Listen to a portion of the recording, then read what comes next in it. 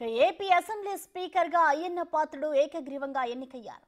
అయ్యన్న తరఫున మంత్రులు పవన్ కళ్యాణ్, అచ్చెన్నాయుడు, లోకేష్ నామినేషన్ దాఖలు చేశారు. నిర్దిష్ట సమయంలోగా ఒక్కటే నామినేషన్ రావడంతో అయ్యన్న ఏకగ్రీవం అయినట్లు అధికారులు ప్రకటించారు.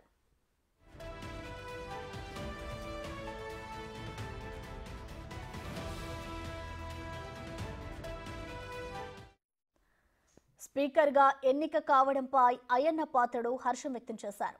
వన్నె తెచ్చేలా సభను నడుపుతానని అన్నారు. రాజకీయాల్లో ఆఖరి దశలో ఉన్న తనకు గౌరవంగా స్పీకర్ పోస్ట్ ఇచ్చినందుకు కృతజ్ఞతలు తెలిపారు.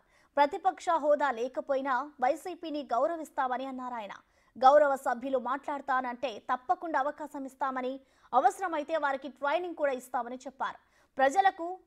ప్రజలు తమకు ఇచ్చింది పదవులు కాదని బాధ్యత అని అన్నారు అయ్యన్న. ఆ బాధ్యతను తప్పక నెరవేర్చుతామని తెలిపారు.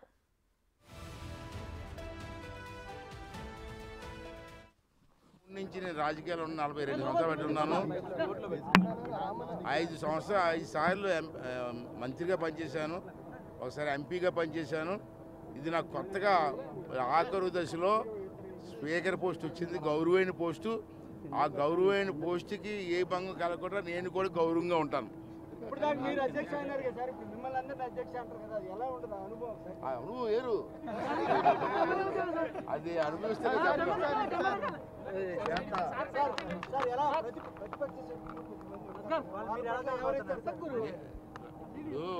ఆ కుర్చీలో కూర్చున్న తర్వాత పార్టీ గుర్తురాదు నా ఉద్దేశం. అంటే అసెంబ్లీలో ప్రతిబింబించి ఇప్పుడు వేళ నేను చెప్తాను, ఒక విషయం చెప్తాను. ఈవేళ ప్రజలు మాకు ఇచ్చింది పదవి కాదు, బాధ్యత. ఆ బాధ్యతని మేము నెరవేరుస్తాం. కేబినెట్ లో అయ్యన్న పాత్రుడికి చోటు లభించలేదు. దీంతో స్పీకర్ కు అవకాశం ఇవ్వాలని సీఎం చంద్రబాబు భావించారు.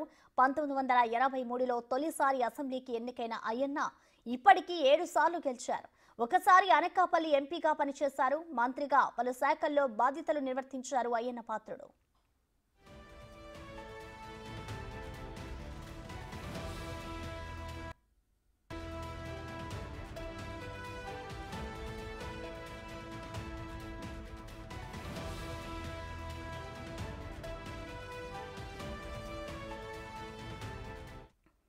దీనిపై కంప్లీట్ డీటెయిల్స్ మా ప్రతినిధి మల్లికార్జున్ లైవ్ ద్వారా అందిస్తారు. మల్లికార్జున్, చెప్పండి, ఏపీ అసెంబ్లీ స్పీకర్ గా అయితే అయ్యన్న పాత్రుడు ఏకగ్రీవంగా ఎన్నికయ్యారు. దీనికి సంబంధించి ఆయన రియాక్షన్ ఏంటి, ఎలా ఉంది? ప్రశ్న ఏదైతే అసెంబ్లీ స్పీకర్ కు సంబంధించి టీడీపీ సీనియర్ నేత కూడా ఉన్నారు. ఆయన 1983లో రాజకీయ రంగ ప్రవేశం చేయడం, నర్సీపట్నం నుంచి కూడా ఎమ్మెల్యేగా మొదటిసారి ఆయన గెలుపొందడం జరిగింది. ఇప్పటికే 7 సార్లు ఆయన ఎమ్మెల్యేగా కూడా గెలుపొందడం జరిగింది. ఈ 7 సార్లు కూడా అత్యధికంగా మొన్న వచ్చిన ఓట్లు మెజార్టీ కూడా ఎక్కువగా ఉంది. 22,000కు పైగా కూడా మెజార్టీ అనేది రావడం జరిగింది. సీనియర్ నేతగా కూడా ఆయన ఉండటం జరిగింది. ఏదైతే గతంలో ఎన్టీఆర్ ఏదైతే యువతకు ప్రాధాన్యత ఇస్తూ కూడా తనను కేబినెట్ లో తీసుకున్నారో, అలాగే ఇప్పుడు చంద్రబాబు కూడా సేమ్ అదే పండాను కొనసాగిస్తా ఉన్నారు. అందులో భాగంగానే యువతకు అధికంగా ఇక్కడ మంత్రి పదవులను ఇవ్వడం జరిగింది.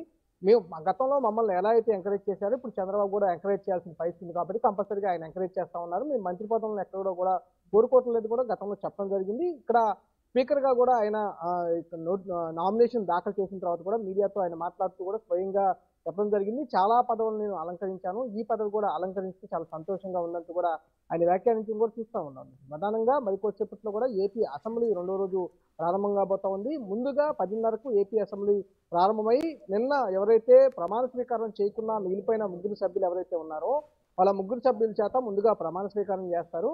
3 సభ్యులు కూడా ఇటు గుంటూరు వెనుకొండకు సంబంధించిన ఎమ్మెల్యే జీవి ఆంజనేయులు, పితాని సత్యనారాయణతో పాటు వనమాడి వెంకటేశ్వరరావు 3 ఎమ్మెల్యేలు కూడా ఉన్నారు. ప్రమాణ స్వీకారం చేయాల్సి ఉంది.